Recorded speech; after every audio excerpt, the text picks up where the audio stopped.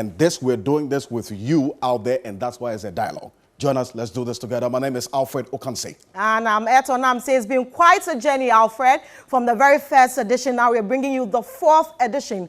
And this one is focusing on how we can make economic sense of the COVID-19 pandemic. And we have assembled great minds to help us on this journey.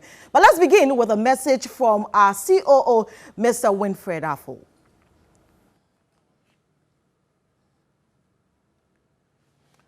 Thank you very much, Etonam.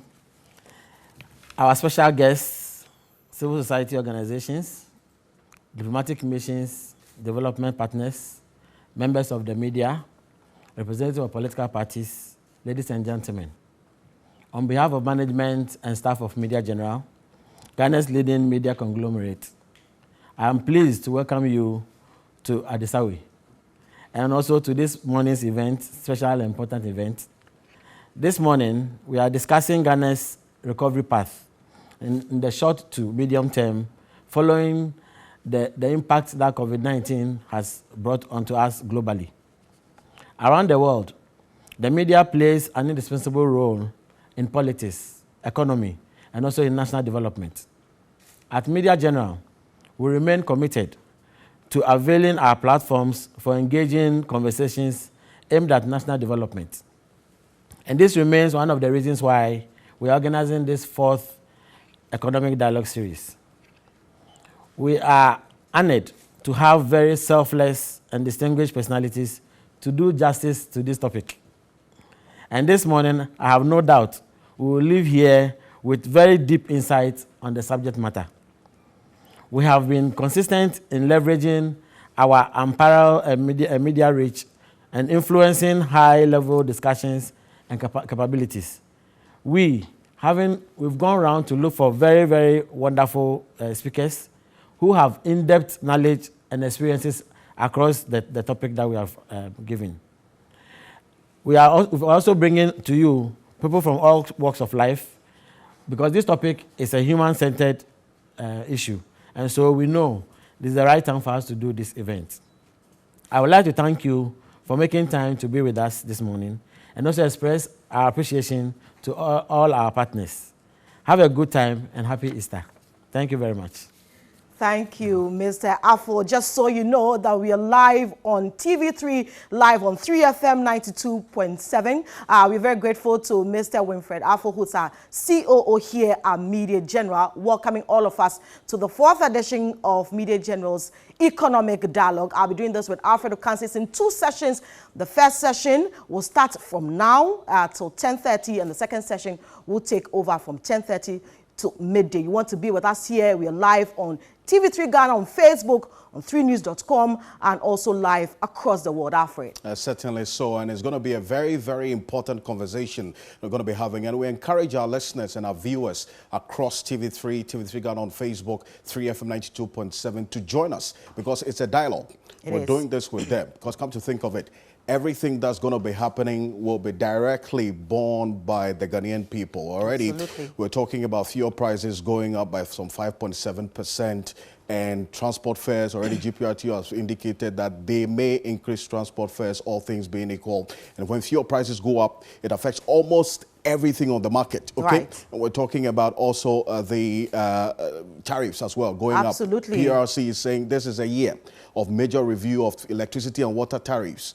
And we're having VAT flat rate going up, indirect taxes put in there, and people who did not even enjoy the free water have to pay for the free water and the free electricity. Because remember, Ghana Fiscal Service said that about 75% of the vulnerable people in this country did not enjoy the free water. These are very, very serious issues that we want to get into. And we're not going to have a convoluted conversation. We'll just break it down.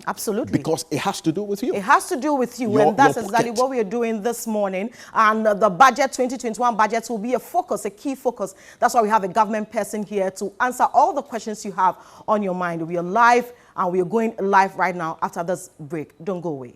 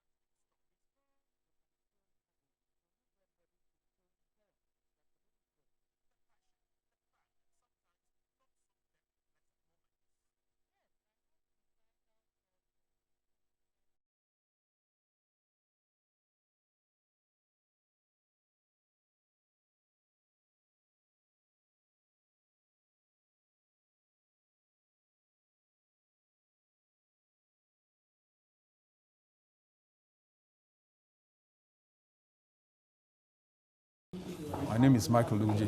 Can you speak up a bit? My name is Michael Luguji. Yes. Is it okay?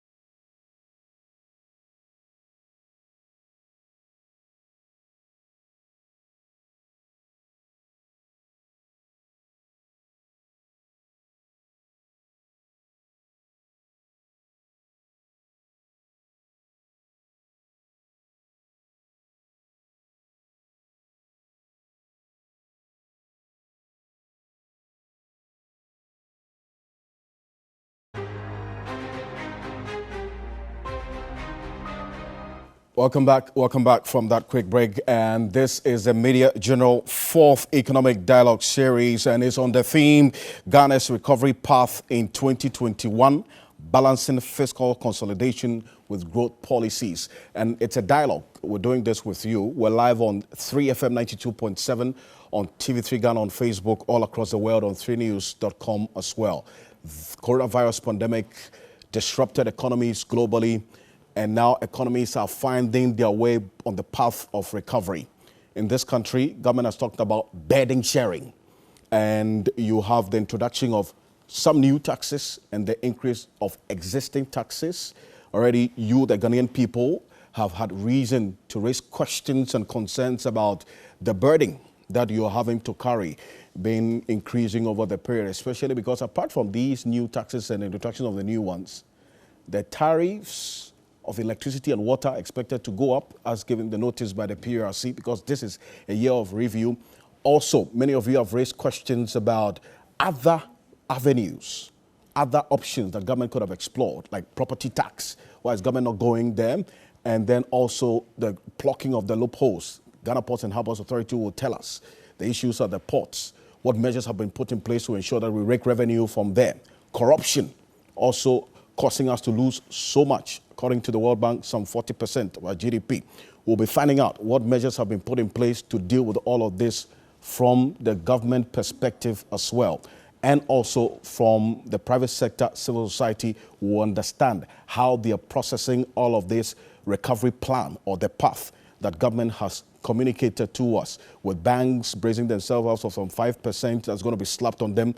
Is it going to pass on you, the customer of these banks?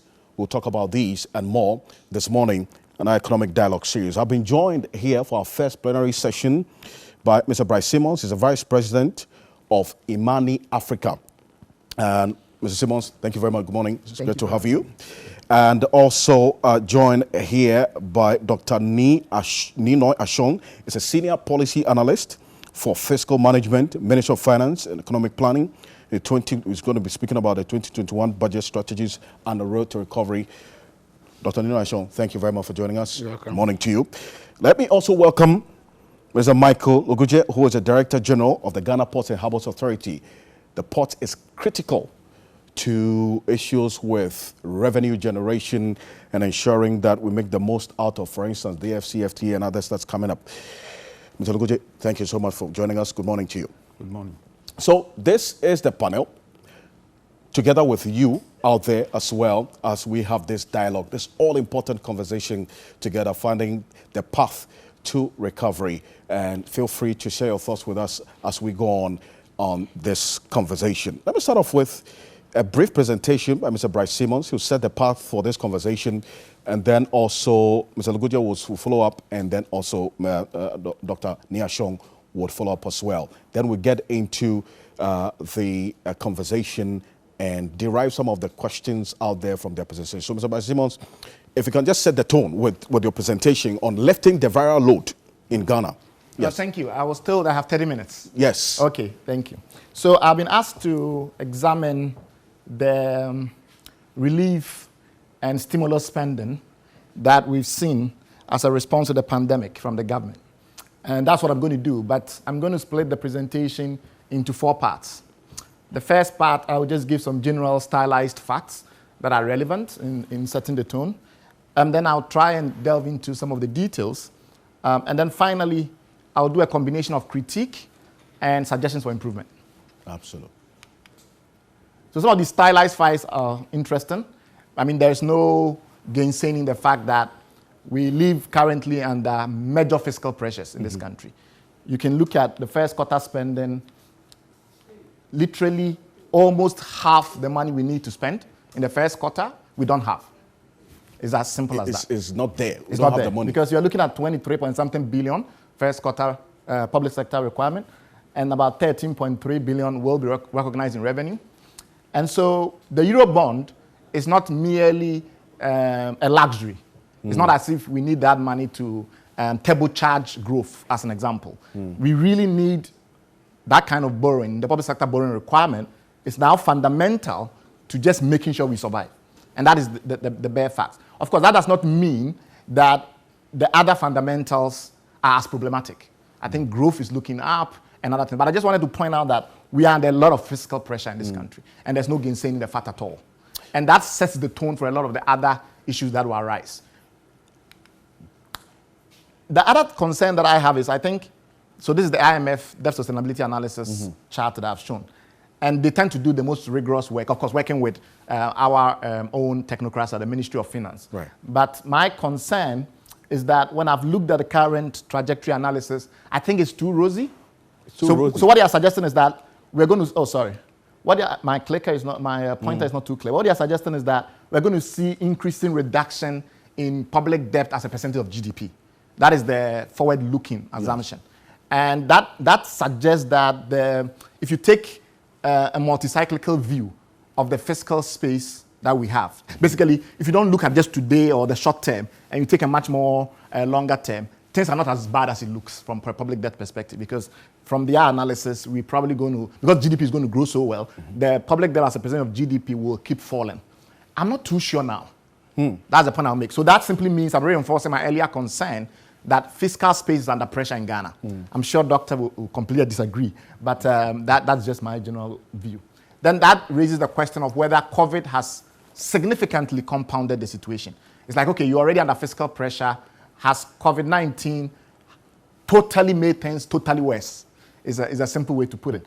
I think that we've had significant challenges because of COVID. But my sense is that when you look at the preliminary analysis that a number of scholars did on the likely impact of COVID-19, and you look at what really eventually happened, it gives me the sense there was a bit of exaggeration of the overall impact. So this is a group of economists that are quite noted. I've given the source if people are interested. And they thought we would lose oil revenue or oil-related revenue by almost 6 billion Ghana cedis. I was looking at the budget recently, and it's roughly 1.6 billion or something like that. Yes. So that's substantially lower than was thought. We actually did not lose non-oil revenue, unless I'm reading the budget wrong. So there has been significant challenges because we expected to get about 67 billion Ghana cedis, and we ended up getting something in the region of 55 billion Ghana cedis. So but that was our expectation. Compared to last year, we got about 53 billion, and now we are getting about 55 billion. So we haven't really seen a contraction, except in real terms. Nominal terms, we are holding on to revenue. We are just not growing. That would be one way to interpret the current burden of COVID. And I'm happy to listen to Doc if he has a different view of the current situation. The other critical point, and these are all just seeing certain stylized facts, as I mentioned. The other point is that when we look at the way previous crises have impacted us, say take the Asian financial crisis around 97, take the 2007, well, let me go back to 9/11, so around 2000 and 2003.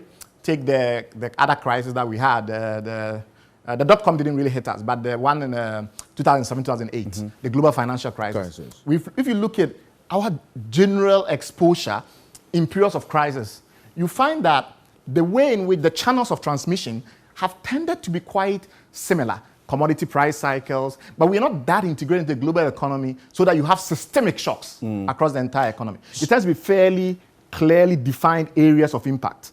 And so those types, so you're looking at the 2007-2008 crisis, when it was discovered that because of the way our commodity cycles behave, sometimes the crisis can actually be possible for some particular commodities, like gold, because gold is a refuge, right? Absolutely. So when you have a crisis, people flee to gold. But then we have cocoa, which is very heterogeneous in terms of behavior. At that time, we weren't big on oil, but if you have oil today, usually oil price will moderate, and that, if you are a net exporter, then you have a challenge. But because of the nature of our oil political economy, is sometimes, though we are currently a net exporter, we have challenges in the fields. So every now and then, it's very hard to tell whether we're a net exporter of oil or a net importer. If you're a net importer and oil prices go down, it benefits you, right? If you're a net exporter and oil prices go down, it doesn't help you. Obviously. So I'm saying that it's a complex picture in terms of how global crisis tends to transmit, because the channels are somewhat heterogeneous. And we see that in the data. We see that when you look at, for instance, the 2008 hit to our economy, recoveries tend to be very V-shaped. We always have V-shaped recoveries, not you or any of these other types of recoveries that other people have. We also tend to have situations where local, structural, real issues like energy have predominantly outstripped the impact we have from global crisis. In fact, both major downturns, the one in 1999, the one around between 2011, around 2012 to 2014, most of it was energy related, energy sector related. So I think that domestic structural issues, commodity cycle issues, things that are not necessarily acute effects of global crisis are more important. That's just how I'm reading the evidence. I see. And some of the other graphs also seem to suggest that. We generally go up, and when we come down and you look deeply, even if it's a global crisis-induced problem, it tends to be V-shaped recoveries. So it means that it's very non-structural in the way it affects our economy. It's not too sufficiently systematic. And these arguments I'm making, if you go even as far back as the pre-colonial period, you see similar behavior patterns. So I'm looking at the World War, the two World Wars, and I'm looking at the colonial economy in Ghana. And you find out that, so if you look at 1918, 1919, it's a slight downturn, but V-shaped recovery, and most of the issues are around cocoa and how cocoa prices really boomed. You look at the same for the Second World War. We really have not seen structural, systemic impacts from crisis in the past. And that's just how I see the data. As I said, I'm happy to be re-educated. The other quick point I wanted to make is that the policy stance that the government have is very typical. So you cannot fault the government. The government's approach to currently using public spending, a real surge in public spending, an attempt to use any opportunity that arises to do some structural investment and the likes of it, has tended to be the way in most countries post-crisis governments have behaved. Have Though, of course, what percentage of GDP you're able to spend on it will often depend on your fiscal room and the likes. But I think now that we've shown that we can borrow significant amounts of money at reasonable rates, our credit, without affecting our rating, we might argue that even when we don't have local fiscal room, overall, we are able to borrow and invest. So the general argument being the government's attitude that we really need to spend a lot more from the public sector side to reinvigorate the economy is just orthodox. It's not anything you can quarrel with. So now we go into the real meat of the matter, the three R's. So relief, well understood. Then we talk about issues around recovery. So how do you ensure that sectors that have really been battered, hospitality sector around 45% contraction, crazy. I think at least within the hotel and restaurant side of things. So you need to recover. Then you have to think of, okay, but how do I build resilience into the future? How do I do reforms and things like that that will make sure that future crises are not as impactful and particularly adversely impactful as they could be? So those are three broad areas. And I think the government has a wide range of measures in the budget, but my brief was to focus on Ghana Cares and CAPBAS. So CAPBAS is the small business element. Ghana Cares is kind of like almost everything, but primarily focused on recovery and restructuring. And you can see some of the numbers, about 1.2 billion cedis for enterprises, something between 750 million for small businesses. And then there's the famous 100 billion cedi, $17 billion, $17.5 billion the Obatampa program. Indeed, which we will talk about in a minute. So we'll break down Obatampa in a little bit more. We are talking about a whole range of what the government feels are critical sectors that if you put in a bit more money, you could see dramatic changes to the nature of the economy going forward. So basically, longer-term structural changes to the economy, taking advantage of COVID. So it's like, what has COVID taught us?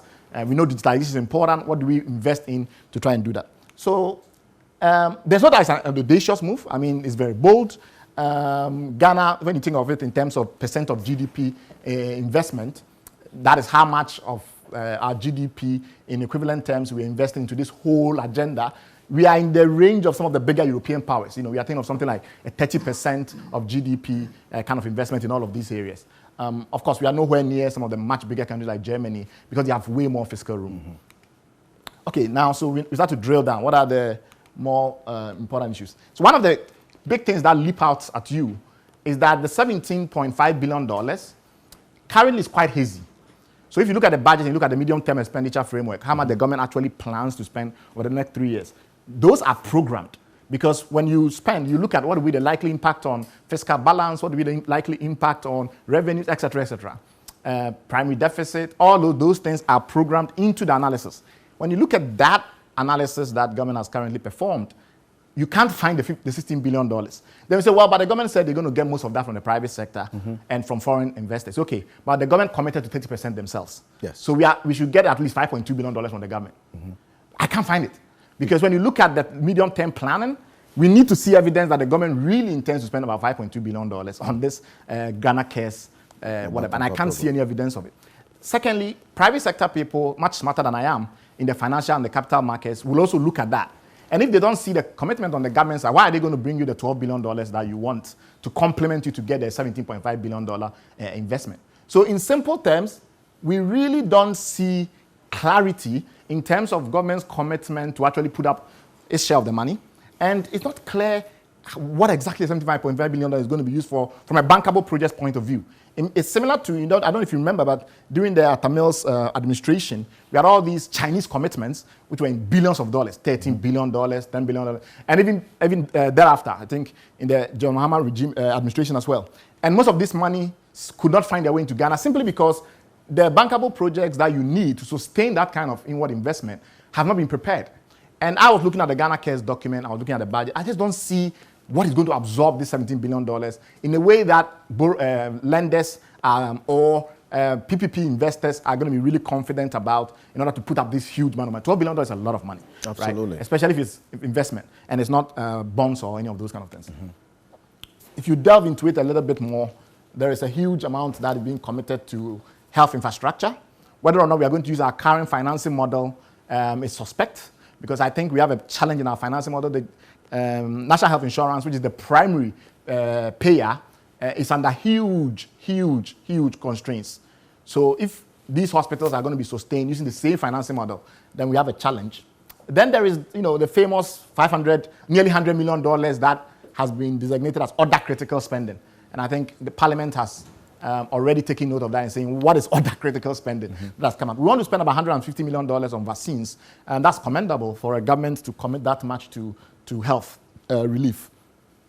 Then we have these billion CD revitalization, which for me is the true Batampa in a sense, because all these other commitments, they are built into the relief side of things, and some of it is already pre-programmed in terms of like health capital expenditure. Right. But the 1 billion capitalization is more or less what you can think of as constituting that injection into the economy for the revitalization. So if you see it, you see that for all the 3 years that we've planned for this, it's about 3 billion. So that's roughly $500 and something million.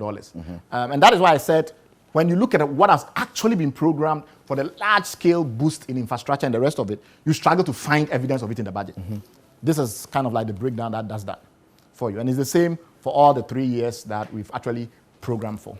So the last segment is in relation to our concerns in civil society. So we've looked at the relief measures, we've looked at the stimulus measures, and we have these general worries.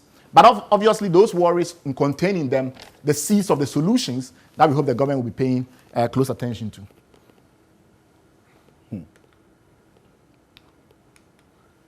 For some reason, I can't move forward anymore. Just when I got to the meat. The meat of the matter. Okay. But there you are. So first of all is the accountability measures are not strong enough. I've been trying to get an idea of where are the data sets that enable an independent analyst to look at who is getting the money. So you have 700 and something million cedis that has gone to, at last counting, about 290,000 enterprises in this country. But who are they? What distribution? Are they doing primarily agric? What was the general, what was the average percentage in terms of funds demanded and funds committed? We can't do any of that analysis. The information is just this, literally how it is displayed on the websites. I mean, just a bunch of names of people who've got the money. Not even the enterprise names, just the human beings who receive the money. So it's very difficult using the data that is in the public domain to do any accountability measures. And this is the NBSSI stimulus This is the package. CABAS. The CABAS. So I should have been clear. There are a number of different programs. So this is what I'm talking about, the CABAS, the Coronavirus Alleviation Program for businesses. Yes. So my point is, if you try and get helpful information about who is getting the money, why they are being selected, which sectors are being impacted, etc., you get nothing, literally. You just get a bunch of names of people who apparently in different regions have received money. So that is a big challenge. We also don't know the status of some of the other commitments. The 2 billion CD credit guarantee for the large enterprises, who got it, why did they get it, what was the mechanisms that were used to determine which part of the economy to support and who to support. None of those measures are available. It's not even clear how they determined who gets the money at all in any of these schemes. So the small business one, for instance, the success rate of actually getting money is about 30% or a little bit about 30%. So 70% of people who apply don't get the money. But there is no clarity as to why those 70% didn't get and the 30% got. And you cannot find it in any of the documents. And they don't even have a model that you can use to explain. So what is the suggestion there? The suggestion there is that they must be more concrete in terms of explaining what is the model that is guiding the disbursement of money. Why do we prioritize one borrower over another borrower? This is a loan, right? So you need a credit model that anybody can look at and say, okay, I get it. This is what they are trying to achieve. Otherwise, you're just distributing money around. And I'll come back to that point again. The other issue that I also saw was when we did our limited surveys, talked to a few of the people that have received the money, everybody was saying they are getting around 20% of what they asked for. True. And I think if somebody gets 20% of what they asked for, and they intended to do capital investment, they will use that money for consumption. I mean, just natural. True. Secondly, there seem to be very large standard deviations, right? Because the average that everybody should receive, if you just look at the amount of money committed and the number of recipients, should be in the region of about $400 and something. But almost everyone that we talked to was getting something between $100 and $120. So that means that there must be a group of recipients who got vastly more, because that's the only way you work it out. You must have some significant outliers in order for a lot of the money to cluster at a certain mean, and yet still you get this divergence. So my interpretation of that data is that there are some recipients who must have received significant amount of money from CABAS. Because I recall the NBSSI indicated some 900,000 businesses. Yes. The last update I got from them, some 900,000 businesses Applied. had benefited. In fact, No, had actually applied. applied, and about 300,000 had benefited Yeah. from this. Yeah.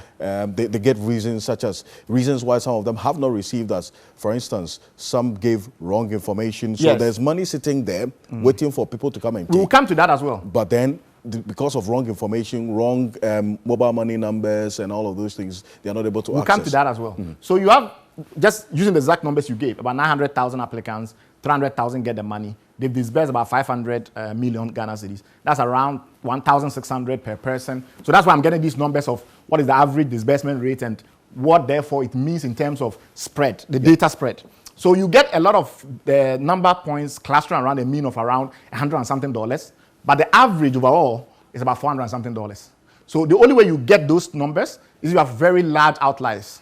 And we need to understand why those mechanics are. I'm not able to use my clicker anymore, so I'm not really sure where I was. Sorry. Can they go back to the slide that I was on so I see whether or not they've moved to the next slide? Okay. Okay, so you can move to the next slide now. No, you're going back now. We should go forward. Yeah, okay, next slide. Okay, good. No, the slide before now. Yes, good. So the other thing is one of the greatest, I won't say greater, one of the most efficient ways of measuring if a particular social program is efficient is to try and look at the cost of administration. So you say, okay, how many are the beneficiaries? How much money goes directly to them? And how much money do you spend administering the process of giving them the money? Okay. So cost of administration is a very critical element. That is also one thing you cannot get from the data that they've put out there yet.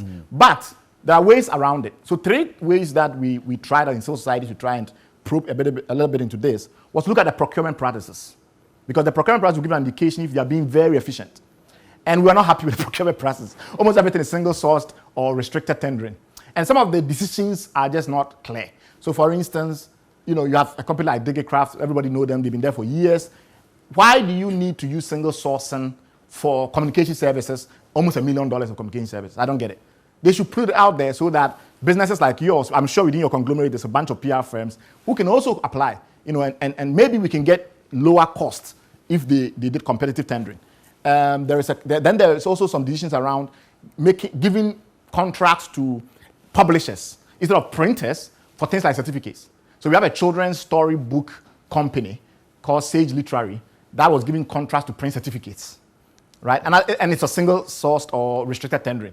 And I'm thinking certificates are not printed by publishers.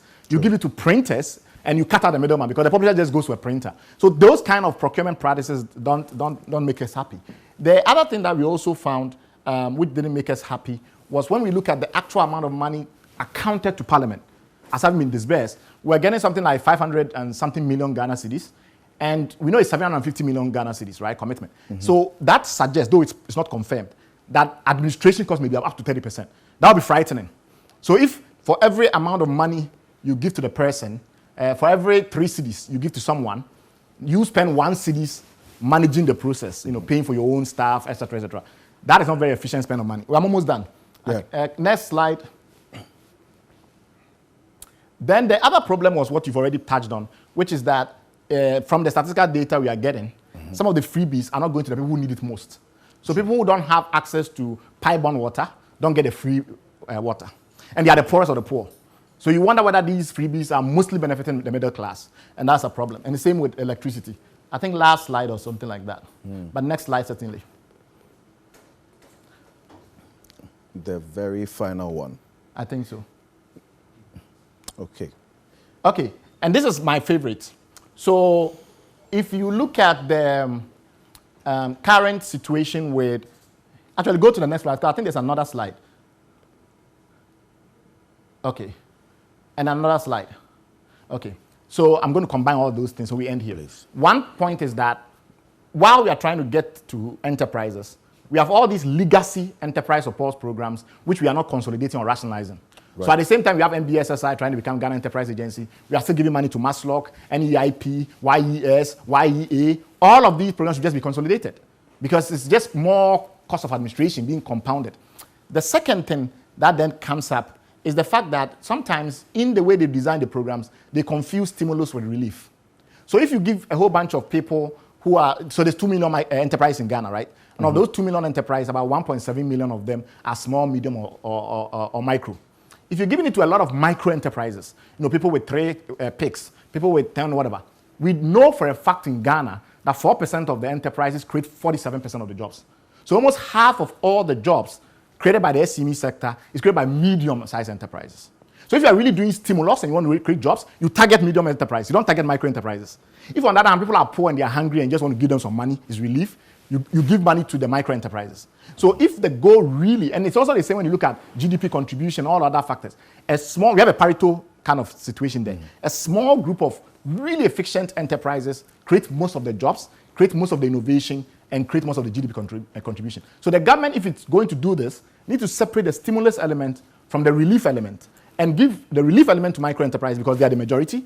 And all the stimulus money should go to those enterprises that are in the medium sector category because they create more jobs and they contribute more to innovation and more to GDP. Thank you very much. Wonderful. Thank you. Thank you very much. I always had an audience here to put your hands together for Bright Simmons. But that is a very comprehensive overview of an analysis of our path to recovery from Bright Simmons' perspective or through his lenses. A number of questions that he raised, and rightly so. If you recall, we spoke to, in fact, I've been engaging the hospitality industry, Bright, and the Hotels Association, for instance, to make the point that they apply for this stimulus, and just about 10% of their membership had it, and those who actually had it had under 20% of what they applied for. Yes, so that's for instance, what you get when you do the surveys. or sometimes even 10%. If a hotel applies for, say, 50,000 and they are giving 5,000, the point that you make, what exactly can they use that money for? Obviously not for consumption and not to investment. And not for investment. So, Dr. Chong, I don't know if you respond to all those specific questions that Bright raises. Maybe before you get into your presentation, or your presentation will respond to those ones. Oh, these are issues which have brought our attention have been drawn to, so we are looking at them now. So I see. So because the proposal, for instance, from the hospitality people is that, just as Bright talked about, there should be more of a targeted sector-specific support instead of lumping them all together to apply for stimulus in a pool where the needs and the impact of the COVID may not be the same across board. So they were still paying for electricity and water, even though the president directed that should stop. They were still paying statutory deductions, and they did not benefit from the stimulus package. They've also been slapped with NHI and flat VAT rate. So what is the way forward for them? Yeah, for those ones, if you look at the budget, right, there's a COVID support for these particular industries: hospitality, hotels, restaurants, education sector. They are being catered for, specifically in the budget. In the last year, the focus was not on them, and the reason was that we needed more data to make the program more targeted. So we went in for the small micro, and for them it was more like a relief. You've clamped down people in indoors; they needed to survive. So the initial assistance was more of a relief nature. Later on, the cabas, the bigger one, which went into the medium to large scale, those were more of a stimulus type package to increase employment and order, right? But the real crust of the program is the Ghana case. Now that you've stabilized, you're going to use the Ghana case to revitalize and then transform. And that is where we're going to be seeing a lot this year. Okay. Well, you talk about the Ghana Cares program, and I think Bright also touched on that. Doba Tampa, 100 billion. 70% is supposed to come from the private sector, yes, and then 30% from government. Yes. He makes the point that there is really no clear commitment from government as to how you're going to bring up that a little over 5 billion that you talk about. Oh, is there? How? He's going to be raising we're going to be, first of all, through growth. We're also going to be using the Ghana Revenue Authority. They've been charged to delve into the analysis and mobilize more revenue for that purpose. There's also going to be a lot of plugging holes. The issue about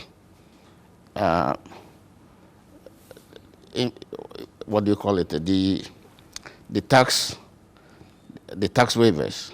You know, the import duty. Those who don't pay the tax. You know. Yes. We're going to make sure that there's a bill in Parliament now to. You mean the tax exemptions Yeah, bill that you talk about? exactly. Because a whole lot of leakage goes in there.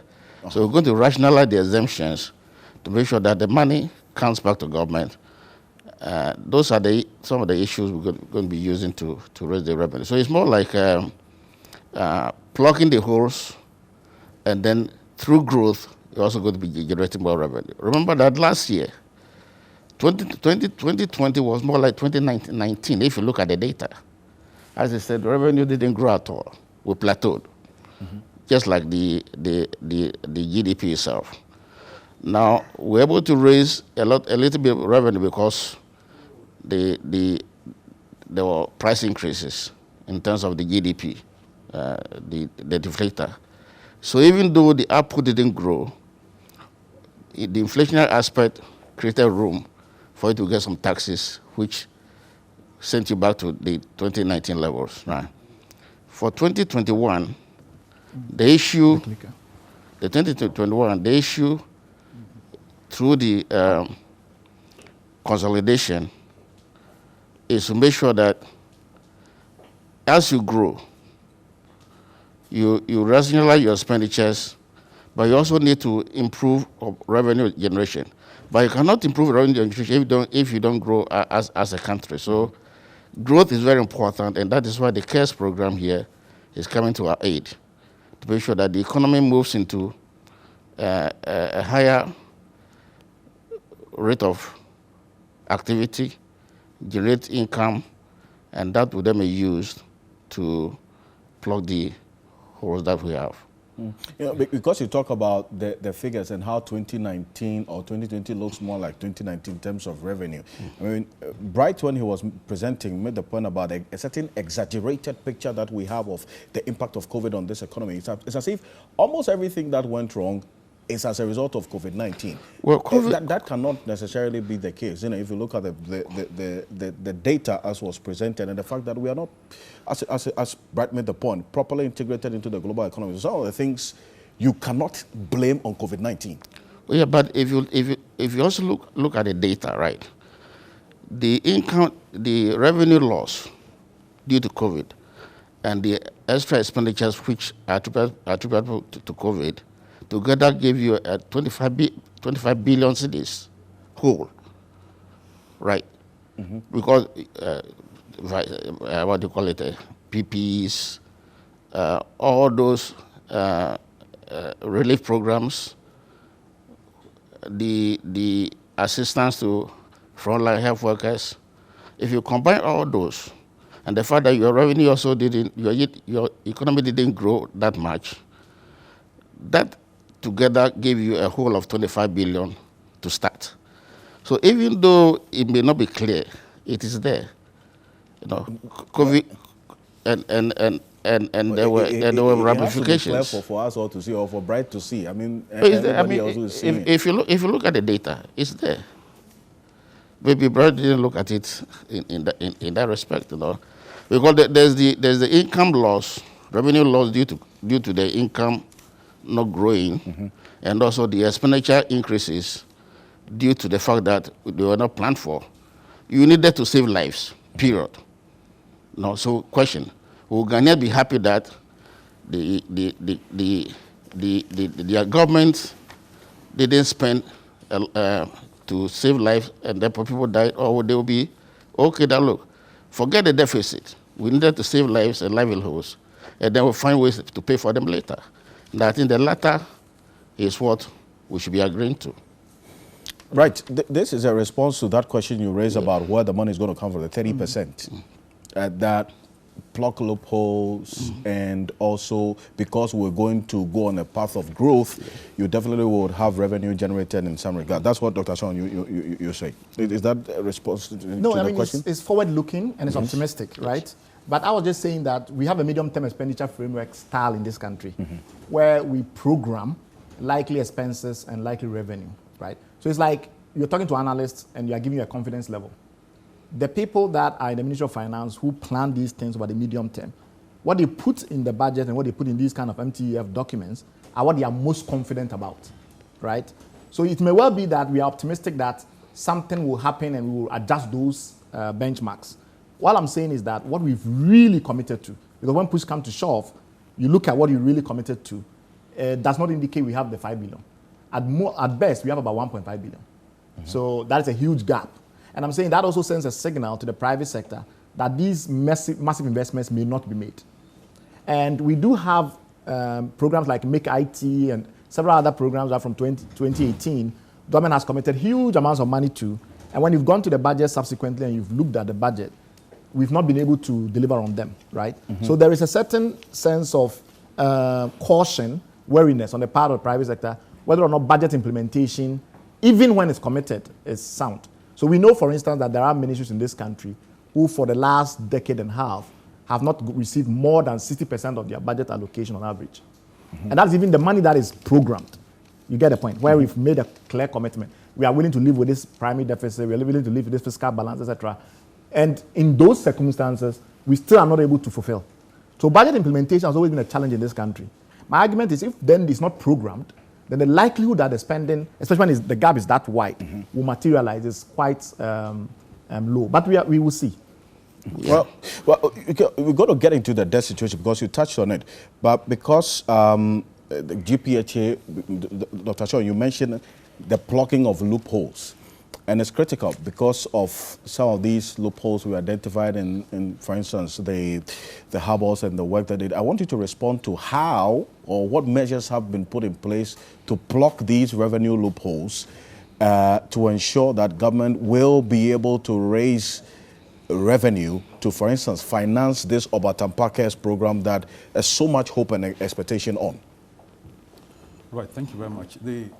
For the ports sector, we have two major key stakeholders, the Port Authority and then the Ghana Revenue Authority's Customs Division. We have that key role to ensure that cargoes passing through the port are properly accounted for, and they are properly valued, and the appropriate duties and taxes are collected by the Revenue Authority. Now, in doing so, of course, there's collaboration between the Port Authority and Customs to ensure that the Port Authority does not allow cargo to leave the port if there is no proof that Customs has received requisite duties and given clearance to that cargo. But the process, even towards the cargo's valuation and the duties established for payment to be done, involves, before the paperless program, involves several manual interventions and paperwork. And that created a number of loopholes, leakages through which revenue was leaking. And I think with the paperless program that came in, it being, I think, far back 2017, 2018, that actually significantly closed a number of the loopholes. But not, of course, 100%. There were still a few other areas because the paperless came in to try to integrate systems between the Ports Authority, the Customs, and all other state agencies that played a role in cargo clearance. It also sought to reduce delays, because delays certainly cost money. And when they cost money, they frustrate trade. And frustrating trade means volumes could reduce as a result, or cargo be diverted through other routes. So the paperless project sought to compel the Ports Authority, the Customs, and all other state organizations to integrate their systems to ensure that we do more of online clearance of cargo and payments than the physical work that used to take place. Now, that went on. We've achieved significant milestones. And indeed, the paperless worked all the way with the customs system, the GCNet system, and then the West Blue of those days. Unfortunately, last year, all those systems have now been integrated into one called ICOMS, Integrated Customs Management System. And that has also taken a further step to further integrate and make it a seamless end-to-end program that will help us be able to fast-track even the cargo clearance further and also plug in the loopholes. Now, currently, there are still some minor areas that we are still working with customs on. I see. That is cargoes that arrive in the port, and after 60 days, they are still not cleared by the owners. Then once that happens, the cargo moves into state ownership and the customs care. And under normal circumstances, those cargoes should be auctioned. They should be auctioned. But I think customs has some challenge, unusual delays with auctioning. And that unusual delay with auctioning has a number of costs to the state. They occupy port space. And because they are to be auctioned, usually the port doesn't, or the terminal operator doesn't succeed in getting requisite rental revenue. Then sometimes the goods sit there for too long and get rotten. And when they go bad, indeed, when you auction, there's no value for even the market to get even a little CD out of it. Secondly, the cost of destroying that cargo when it goes bad also makes it another extra cost that is incurred. And indeed, shipping lines that own the containers that bring those cargoes are compelled to pay for the destruction of the perished commodity so that they could have their empty boxes back. And by so doing, shipping lines have complained that it is making Ghana's market riskier. So when you are bringing your container load of import cargo into Ghana, you factor in the risk that that container could sit in Ghana for months and even years, and you end up paying for the perished goods inside. They factored all that into the freight that they charge Ghanaian importers. So all those factors together is what we are now working on with Customs Administration, the Ghana Shippers Authority, and other stakeholders to ensure that after the 60 days, as fast as possible, Customs can get those cargoes auctioned. And so these are a number of interventions we are doing as a going concern to try to plug the loopholes as much as possible. A very interesting point you make. And Bright, I'm going to come to you on it. But a quick one on Dr. Sean. I mean, apart from plugging the loopholes, there's also the bit of efficiency. I mean, this is more like you cutting down on waste and maximizing the use of the limited resources that we have. I was thinking in my mind that cutting down the ministries from 36 to 29 would result in a reduction in the cost of government business or the budget for running government business. But I'm looking at the budget right now, and the cost of running government business has actually increased, even though the ministries have reduced from 36 to 29. I mean, we didn't save anything at all from reduction of the ministries from 36 to 29. Why? Well, you know, government is a continuum, and you may have decreased the number of ministers, but there are people in the public sector you cannot sack. Right? So what you do is that you redistribute them. Exactly, because the labor laws don't allow you to sack them. Except that your wage bill only is programmed to increase by 3% this year, as opposed to the usual 12-15%. I see. Yeah. So the reduction of the ministry was not really a cost-saving measure. No. It wasn't. But how many ministers are you going to? It's not the ministers who blow the budget. It's the human beings who work in the ministries. You can't sack them unless you do a retrenchment, which has its own political cost and social cost. Who are you going to send them to? To the private sector, which is now developing. Who is going to absorb them? Right. Again, interest cost is moving up. We had to do a lot of borrowing last year to plug the revenue shortfall. Now, if you take that interest cost and the wage bill, the two together, the domestic revenue is not enough to cater for them. Remember that in our fiscal system, about almost 35% of your domestic revenues are earmarked. Get Fund, NHRL, DACF, right? Only 65% is available for discretionary distribution. And this 65% is not enough to cater for interest and wages. So you have to borrow to finance that shortfall. You have to borrow for the goods and services to let the machinery run. in the capital expenditure. This is the 4th MG Economic Dialogue Series. I still have with me Mr. Bryce Simmons, the Honorary Vice President of Imani Africa. Dr. Nino Ashong is a Senior Policy Advisor for Fiscal Management at the Ministry of Finance. And Mr. Michael Luguje is the Director General of the Ghana Ports and Harbours Authority with me on this one, together with you as well. Right, before we went for the President's message, I asked a question about cutting down on ministries.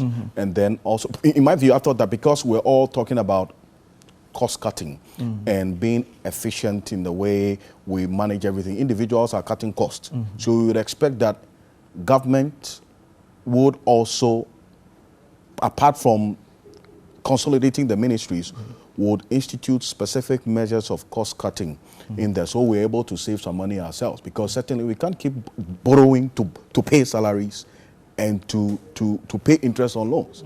It is an unsustainable path we have to go, but it appears that's not what we're thinking about in cutting down the ministries. Yes, I think, no, you're absolutely right. Oh, Doug wants to speak. Yeah. I mean,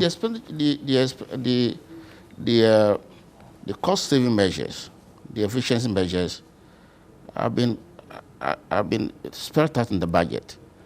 But you see, you have a fundamental structural problem. As I said, many years ago, 1996, when I came back to this country, government had planned to do a huge overhaul of the system.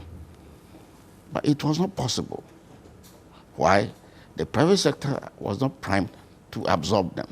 Okay. And when you prematurely release from the private sector into the private sector, which is not ready to absorb, you're going to have a lot of social problems. Unemployment, social vices, and all those things. So it will take some time. It is only when the economy grows to a level which is being led by the private sector so that they can absorb, then you can gradually, or then again, as people retire, you may decide that you're not going to be replacing them. Okay. Yeah, but it is not a short-run thing, medium to long term. Right. You want to come in now? Yes, no, I was saying that you're right that we definitely need to start looking more at the expenditure side of the ledger. I think for far too long, the focus on revenue measures has blinded us to significant waste in the system. I agree that when you have personnel rigidities, you have people that you've hired and they're in different ministries and you are reallocating or reassigning different ministries or consolidating them, the personnel side of things might not be flexible.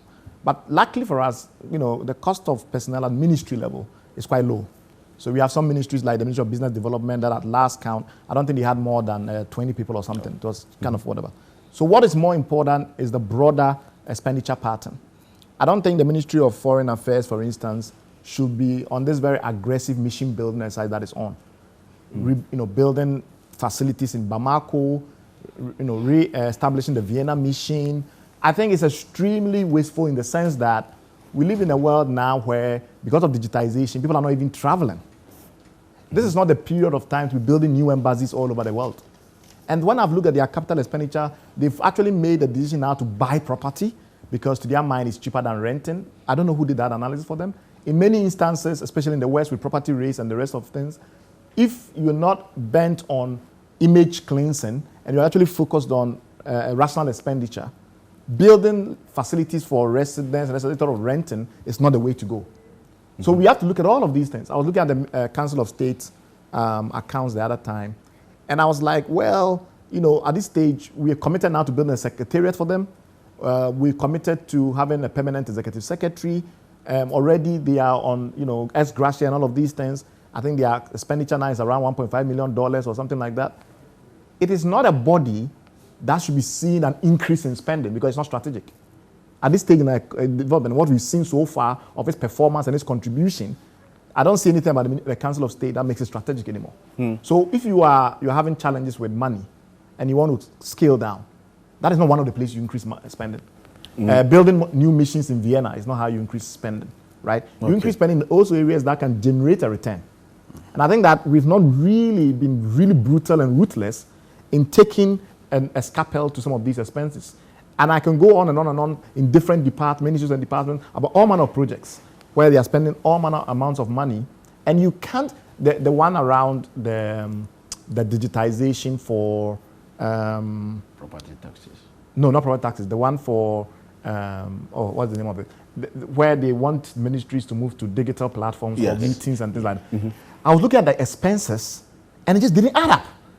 Tens of millions of dollars, and for it's for the digitization of the ministries. I mean, it's mostly for online working. Yes. So essentially, because of COVID and other things, the government has been spending money to get MDAs to be able to work more remotely if necessary.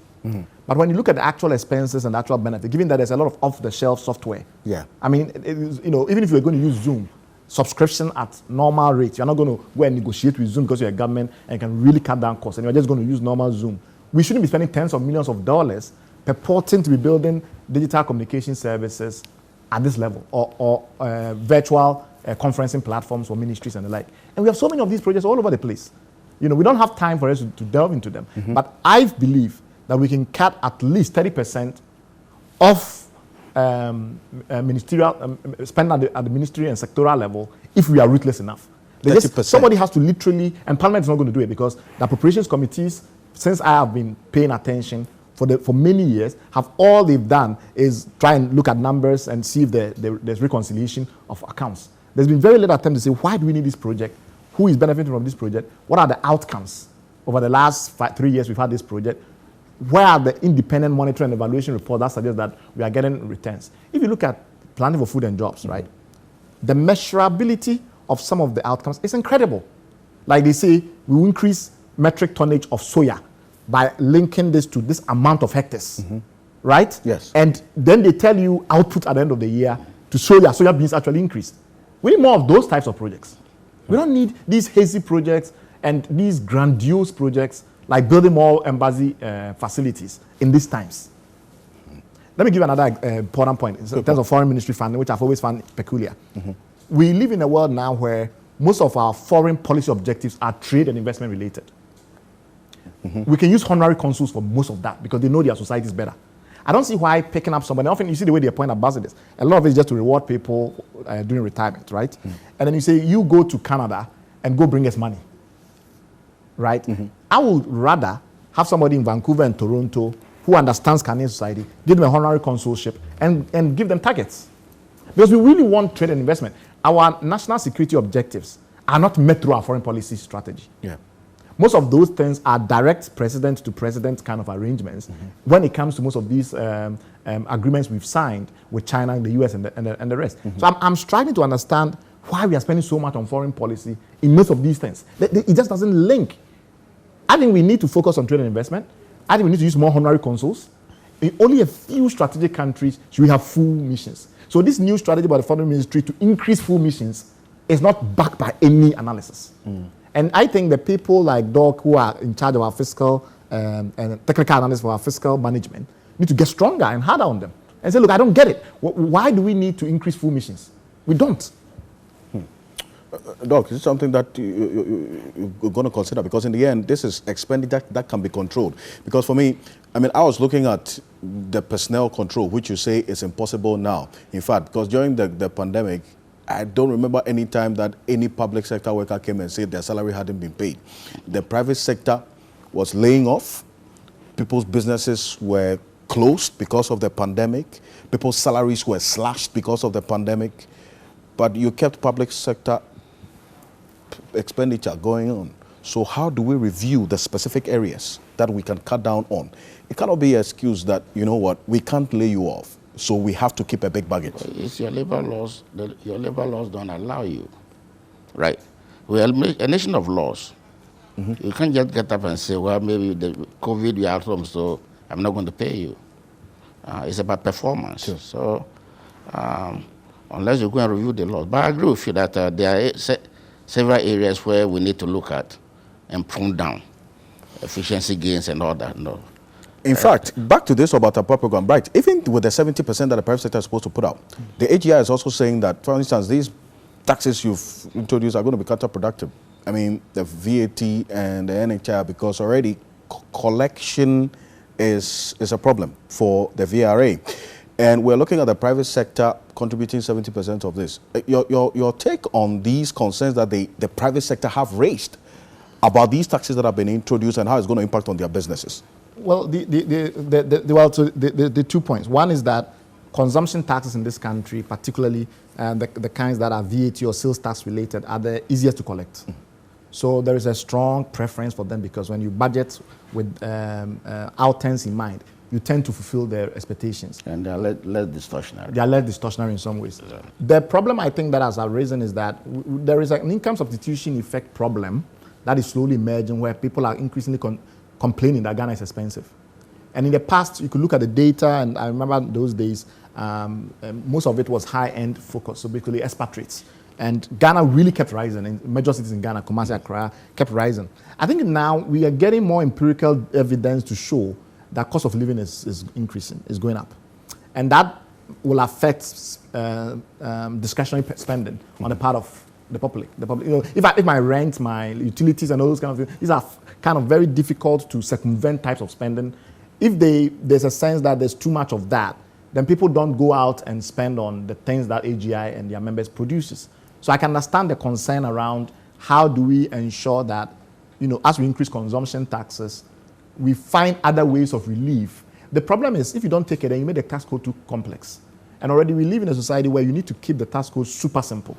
So I'm of two minds when it comes to these type of consumption taxes. Sometimes I feel that they are simpler for people to understand, and therefore they are more transparent. Whereas corporate income tax and all these other things are very complex. And so maybe it's better that we raise, you know, the risk there because everybody sees, you know, the effect. But then we have to have a much more effective focus on cost of living. How does the government impact cost of living? I guess that's harder. But there's generally the sense that if you take some of these non-trade barriers, for instance, non-tariff barriers, for instance, at the trade world, what my very good friend was talking about, there are ways in which we can, because we are fairly import dependent, even though our balance of payments have started improving impressively, we could, through some of those measures, have an effect on cost of living that is not within the usual policy tools that we tend to rely upon. I think we have to start getting very creative about some of these things. So improvements in the port, people don't often count that, you know, if I leave my goods at the port for a week or 2 weeks or whatever, it has an effect beyond the actual tariff level. So if you add all of those factors that are harder to track and you improve performance tracking and management, you might get effects on cost of living, even though, yes, it's not that easy, given the tools that are available to government sometimes to rein in rising cost of living. But I think if you're going to increase consumption taxes, you need to do something like cost of living. Okay. So I'm going to stay a bit further on you because the second session has both of you in there, but I'll take the take on of JPHA in the recovery path. There is a concern, which I have to get into on our debt to GDP, to the extent that, yes, we all concede. Globally, it's a global phenomenon. All countries are in debt, but our situation is peculiar. If you look at the components that contribute to the situation, we keep borrowing, using to refinance existing debts, paying compensation, and now we are also borrowing for budgetary support. I mean, this 5 billion that we are going for, about 1.5 billion is for budgetary support. Now, the concern is that, coupled with that, is planned for the year. This is the first time we're also trying to sell these zero coupon bonds. It also has its own, you know, analysis to it. In fact, this is the shortest tenor we've ever done for any Eurobond issue for this 4-year period. So what this means is that after 4 years, 2024, depending on whoever comes to power, you still have to deal with this capitalized interest and its impact on our economy. Yeah, there's a bit of an intergenerational passing of the back, I think. So when we talk about zero coupon bonds, and I've seen the analysis, and the suggestion is that even if you look at the implied interest rate of maybe 7% or something like that, the fact that, you know, it frees up fiscal room and some of the process is going to be used to city debt might mean that ultimately we'll make massive savings. But the problem with that analysis is it does not take into account the fact that you lose the time value of money dynamic. So for instance, if we're going to pay our interest rates in cities year after year, inflation alone coupled with cedi rate depreciation might mean that we are cutting off some significant amounts. So basically, the government has some relief from the fact that the cedi is depreciating and inflation is there. So you need to do the analysis in total. The current analysis is basically, oh, okay, we don't pay those interest for those 4 years. We get the money up front, and we then use that to pay down the cedi debt. And by paying down the cedi debt, because it's a higher interest rate, at 18-point-something%, automatically we make savings. No, you need to look at the effects of time value of money, which is like elementary. And if you do that, it's more debatable whether the zero coupon bond has those things, because it's arbitrage, right? Yeah. The markets are not stupid. So they will not give you an instrument with such a large arbitrage, like a $200 million saving. If it was that easy, every other country would have made millions of dollars of saving. So I think we need to do a more rigorous analysis when it comes to these things, because there's an intergenerational effect where you don't pay any interest over the period of time, but you still get the built-in interest, the effects of the built-in interest showing up at the bullet point payment when you do the bullet payment. Because don't forget, you discount a huge amount of it, all that money is not received, but the effects of it is not felt over your tenure. So if in 4 years the government, this president will be out of office, all that effect is postponed to the next government. And that's what I meant by intergenerational, not in terms of its traditional meaning, but intergenerational in terms of government to government. So we have to be careful in terms of the analysis. We have to be more rigorous. The analysis that I've seen so far suggesting hundreds of millions of dollars of savings is not rigorous, because it does not take into account the fact that if we borrow in cedis, our interest rate dynamics from the real dynamics for dollar to cedi is not the same. So those are issues that are important. Secondly, also, if you are taking the hit up front, it also has a time value of money effect. So those are the two issues that I'll raise there. The other quick point is the debt situation. So it takes several levels of analysis before you fully appreciate our picture. If you compare us to Nigeria and Kenya naively, they've borrowed way more over the last 4 years than we've done. So we've done about $8-point-something billion over the last couple of years. Kenya has done almost $15 billion over that period. But, and then even in relative terms to the GDP, we are not that bad. We are somewhere in the middle when you look at big African economies. Yes. Where we have a problem is debt servicing. Our debt servicing situation is bad, getting catastrophic compared to other. So I was looking at the... Dr. Shaw, you concede Yeah, that the debt servicing situation exactly. is unsustainable. So we need to reduce the stock. Yes, you have to start reducing the stock. So what Bright is talking about, the zero coupon process, you can use it to reduce the stock so that the interest payments later will be reduced.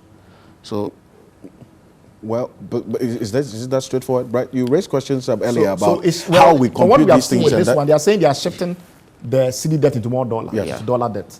So it's a bet. Yeah. Right now, we've been a bit lucky. I think cedi depreciation is about 5-point-something. Is it a very prudent bet to go on that this is something that's going to happen? It's a debate. Yeah, it's a debate. I mean, as long as the central bank is able to manage situations to keep the depreciation low, you come out laughing. But of course, things could change. Yeah, if the cedi depreciates Exactly. significantly, you get into trouble. Yeah, but the more important is to, once you get the money, find a way to reduce the stock so that going forward you have less interest to pay. Because as I will show later, the interest burden is killing. It's killing. It's killing, yeah. Dr. Lokoje, because you're going to get into the interest burden, and I think Dr. Shong concedes that the interest burden is killing, and it's one of two components that takes away all our money. Interest, payment of interest and compensation is killing us. Mr. Lokoje, what is the GPHA's specific interventions in our recovery path? Okay, like I did indicate, the port sector, we drive our demand from trade. So whatever we will put in place to be able to handle the trade, both import and export, becomes our contribution. And that involves infrastructure, providing the port infrastructure and superstructure. And over the last 8 years, the Ports Authority has embarked on a massive infrastructure expansion in the ports of Tema and Takoradi. Right.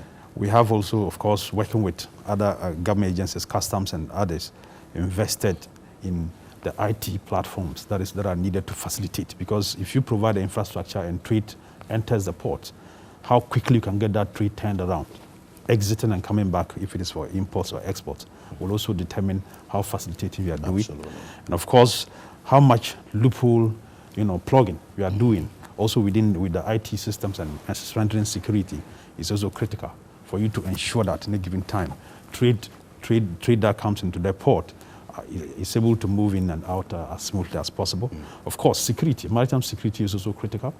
And the Port Authority, within our own port waters, collaborating with the Maritime Authority and the Ghana Navy, we are working to also ensure that our waters are safe. Unfortunately for us, we are neighbors to Nigeria, where the maritime waters there are really very risky, and we're getting a lot of spillover into Benin and Togo.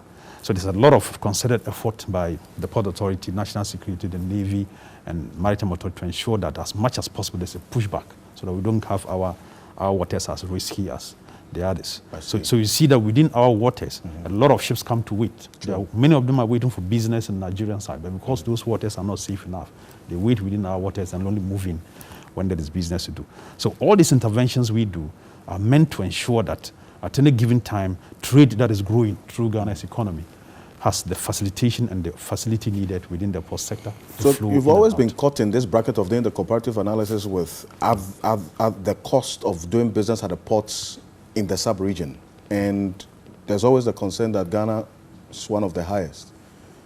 What are you doing to ensure that we address this? Because I'm looking at the cost of doing business, and we are not really doing well at all. Because, in fact, the ease of doing business report, the latest I saw, we are 7 places behind Togo and 20 places behind Côte d'Ivoire. And I'm limiting myself to the sub-region. What are you doing to ensure that there's a reduction in the cost of doing business at the ports? Well, I think the first, maybe comparing us with Côte d'Ivoire might be a good yardstick to examine. But Togo, there's a factor of the volume of business that the country generates. And then, of course, in our own situation, I think a number of factors have contributed to our cost of doing business. We've seen quite a number of government agencies that intervene in the cargo clearance chain, introducing what they call internally generated funds. And therefore, whatever activity you do, try and generate revenue from it. And so, hitherto the Standards Authority, Food and Drugs Authority, and other agencies that were operating the ports, just providing the facilitation without charging fees, have introduced fees. So when you factor that, and then of course the Maritime Authority also is looking at its responsibility as a safety regulator to also raise some charges on shipping lines that call, and all that contributes to the overall cost of doing business. Of course, the Port Authority that provides the infrastructure, we will have to at least charge, not necessarily economically to recoup that, but we need to make sure that we can maintain the infrastructure and grow it over a longer period.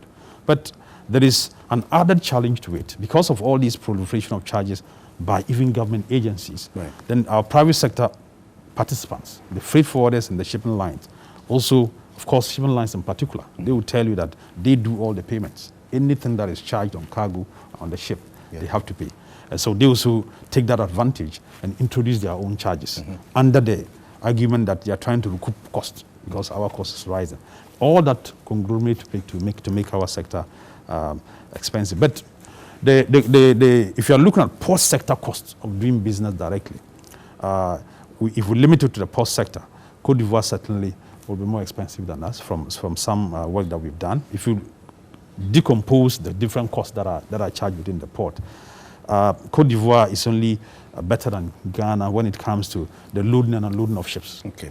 But when it comes to the other sectors, why don't you want to do the analysis with Togo? Now, Togo's case, the reason I'm not able to compare much with Togo is that in Togo's case, first, it's a small country. Okay. If you take their volume is just about until MSC went in there to do a lot of transshipment.